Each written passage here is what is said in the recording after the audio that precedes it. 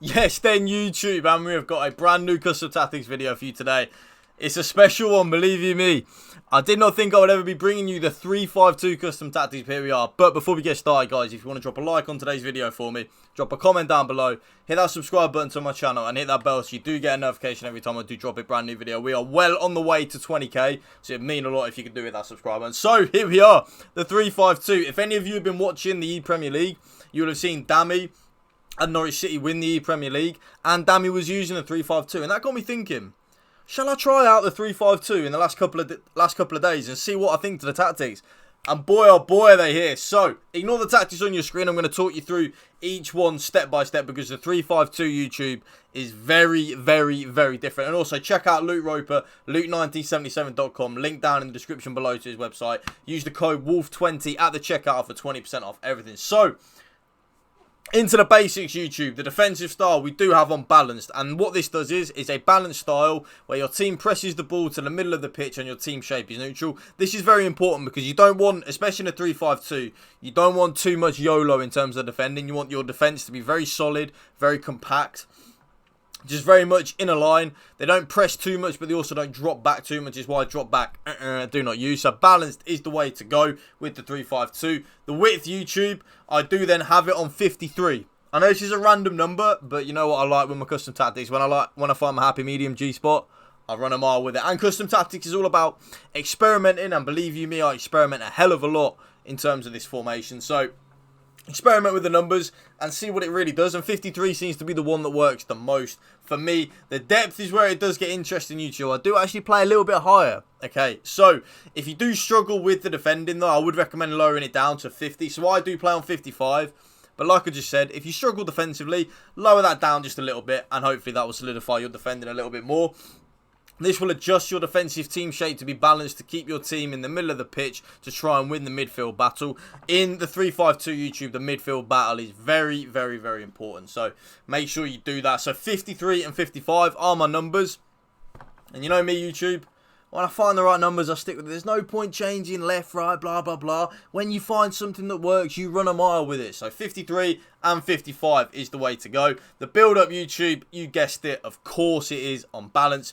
This tactic is used for a balanced team that maintains its formation. Players will support and make runs when they think it's the right time to do so. I love that about the balanced. I like to be in control of my players. I don't want them too YOLO or too gung-ho on the offense. I like to be in control. I like to trigger their runs manually and stuff like that. So balanced, 100% the way to go. The chance creation, YouTube. Direct passing is back, baby. Yes, it is. It is back. So, direct passing. What this actually does is, I'll read it out for you to give you like a little bit more detail. Once the team enters the attacking zone with possession, players will create chances by making runs for passes into space behind the opposing back line. Very important, that is. Strikers who are fast with good attack positioning attributes are the best at this tactic. So a lot of my players, especially in the 3-5-2, and you will see why this is important when I go on to the player instructions, the direct passing helps my team break quick when I get the ball. So we do defend kind of like in a back 5 when we're defending, but then when we're attacking, we do want it to just attack in a back 3. So the direct passing helps out tremendously for that. So balanced and direct passing, 1 million trillion billion% the way to go, YouTube. The width. This is where it does get interesting. The width I do not have on 55. The reason being is because we do have the left and right mid, remember, YouTube. So in the 3-5-2, the left and the right mid, there will play as like a left wing back and a right wing back when defending. But then when we've got the ball, they will almost play like a left mid / left wing and right mid / right wing. So we do up the width a little bit. We want to get them involved as much with the play as we can. Especially for like the byline crosses, you know, running down the byline, getting balls in the box. That's where you want the high width. So 55 for me. That's where we go. Players in the box, YouTube. You guessed it. 7.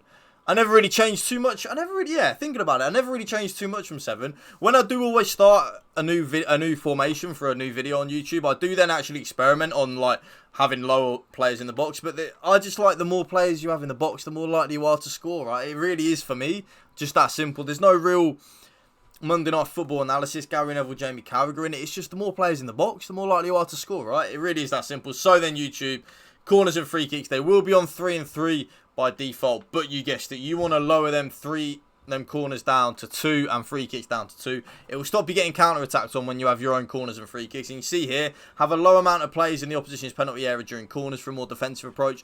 I want that from the corners because I find corners very overpowered anyway. It doesn't matter if I have 10 men in the box or 2. If you put the right ball in the box, he's going to win the header, right? So he just stops the counter-attacks, which helps tremendously. Now, how I set my team up in the 3-5-2 is like so. So Mbappe, right mid.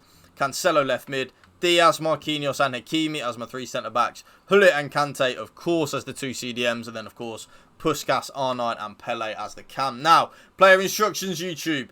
By the way, these do work for old gen and new gen as we get into the player instructions. So make sure you drop a like on the video if you are on old gen. This is actually on old gen right now that you're looking at. So yeah, all my old gen and new gen fellas, drop a like on the video for me. So, getting behind, that is literally it on my strikers YouTube. Literally it. So just getting behind. I was experimenting with stay central and like stay forward and that, but I just like getting behind. That's it. Just getting behind.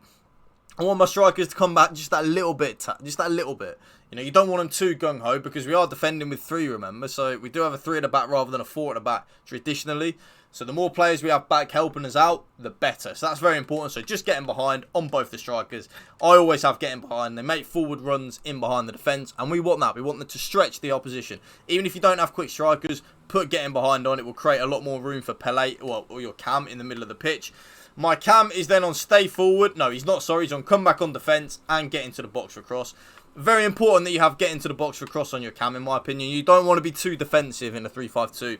You do still want to hold that attacking threat going forward. So get into the box for cross and come back on defence. The come back on defence, we'll always try back.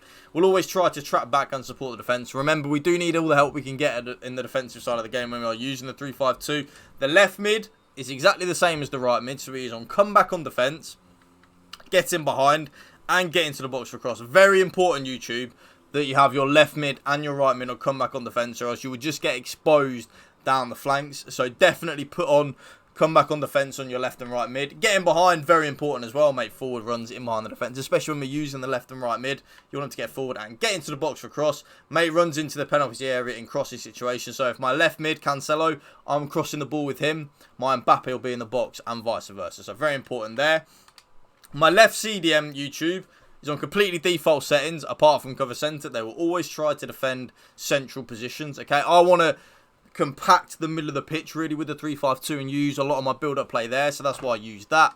And then my Kante is then on literally just stay back while attacking and cover centre. I was about to say cut passing lanes, but I don't like cut passing lanes anymore, so that's why I don't use that. So just stay back while attacking and cover centre. Very, not important, but I like having one of them. When we're using a back 3, I like having one of my CDMs on stay back, so that's what I do. And then, of course, my Mbappe, my right mid, is on the same as Cancelo. So come back on defence, get in behind, and get into the box for cross. And then stay back while attacking on all 3 centre-backs, YouTube.